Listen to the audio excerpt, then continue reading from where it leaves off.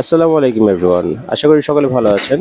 আজকে আমাদের বাসায় দুটা নতুন এসি আনা হয়েছে অ্যান্ড দুইটা এসি হচ্ছে হায়ারের 1.6 টনের যে নতুন এসিটা ইভি কুল, সেই এসিটা আমরা নিয়েছি।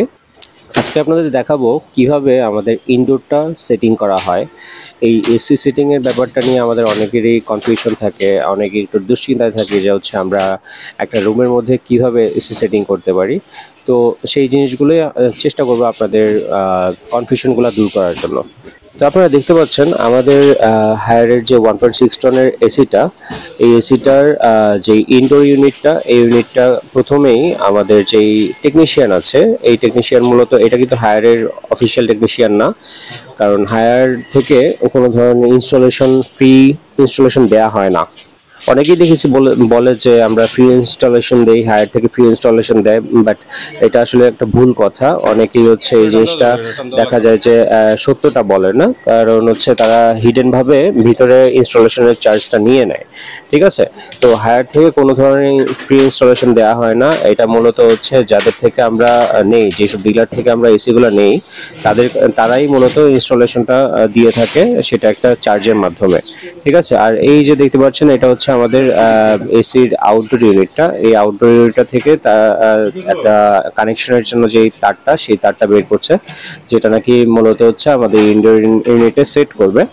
তো যেটা বলছিলাম, আপনারা সবসময় মনে রাখবেন চারপাশে নানা ধরনের এসির অফারের ছড়াছড়ি। বিশেষ করে দেখা যায় যে অনেকে অনেক কম দামে এসি দিচ্ছে। তো আপনারা এসি কেনার ক্ষেত্রে একটু চেষ্টা করবেন অফিসিয়াল যেসব ডিলার আছে তাদের কাছ থেকে এসিগুলো কিনা। অনেক সময় দেখা যায় যে এত কম দাম, আমি তো দেখেছি যে হচ্ছে একটা 1.5 টনের এসি 50-এর নিচেও দাম দেখেছি।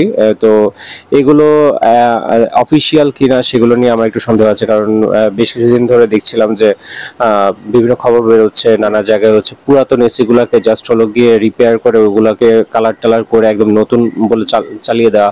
তো এই জিনিসগুলো নিয়ে আমরা অনেকভাবেই ঠকে যাই।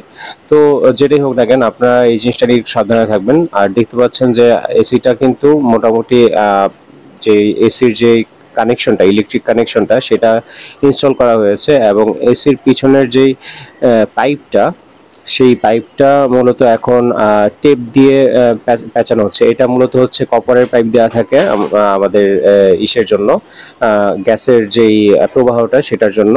আর সাথে হচ্ছে যেই ইলেকট্রিক যে কানেকশনের তারটা, সেটা একসাথে করে। আর একটা ড্রেনেজ পাইপ আছে, ওই যে ওই পিছনে সাদা ড্রেনেজ পাইপটা দেখতে পাচ্ছেন। তো এই তিনটাকে একসাথে তারা হচ্ছে কি করবে, টেপ দিয়ে পেঁচিয়ে দিচ্ছে যাতে এটা সুরক্ষিত থাকে। তো যাই হোক, ইনডোর ইউনিটের সব কিছু তার অ্যান্ড পাইপ কানেকশন দেওয়ার পর যেটা করতে হচ্ছে সেটা হচ্ছে আমাদের দেয়ালের যেখানে বসাবে সেই জায়গায় হচ্ছে মাপ নিয়ে নিচ্ছে। অ্যান্ড এটার জন্য কিন্তু অবশ্যই একটা স্কেল ব্যবহার করছি। স্কেল ছাড়া কিন্তু দেখা যায় যে আমরা সঠিক মাপটা পাবো না। অ্যান্ড অবশ্যই আপনাদের যেই জায়গাটা থেকে আপনারা ভালো আউটপুটটা পাবেন সেই জায়গার মধ্যে আপনাদের এসিটা লাগানো বেটার হবে। আর টেকনিশিয়ানদের অবশ্যই বারবার দেখাবেন যে আমাদের এইখান থেকে দিলে কেমন আসতে পারে, এখান থেকে দিলে কেমন আসতে পারে। এই জিনিসটা আপনাদের একটু মানে যাচাই করে নেবেন।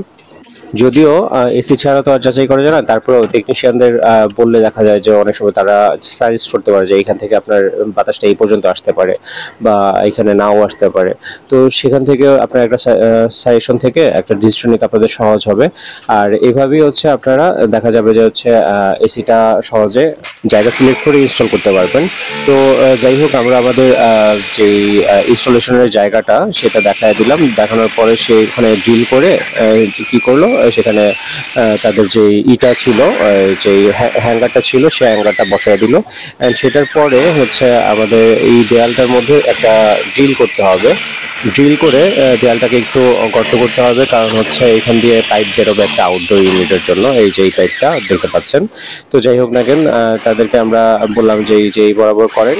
তো তারা হচ্ছে তাদের মাপ অনুযায়ী, তারা যেই মাপ এসির যে মাপ আছে সেই মাপ অনুযায়ী তারা ড্রিল করবে, এর উপরেও না নিচেও না।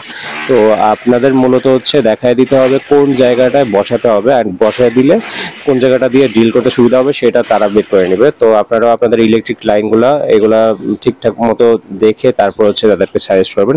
এই দেখেন আমাদের এসিটা ইনস্টল করা হয়ে গেছে। আর এই ছিল আমাদের ইনডোর ইউনিট নিয়ে ভিডিওটা। ইনডোর ইউনিট লাইটটা কিভাবে বসালে আপনাদের সুবিধা হবে, সকলের সুবিধা হবে, সেই জিনিসটা তুলে ধরার চেষ্টা করলাম। আর সামনে আসবে আমাদের এই হায়ার এসিটা নিয়ে ফুল একটা রিভিউ, সাথে থাকবেন আপনারা।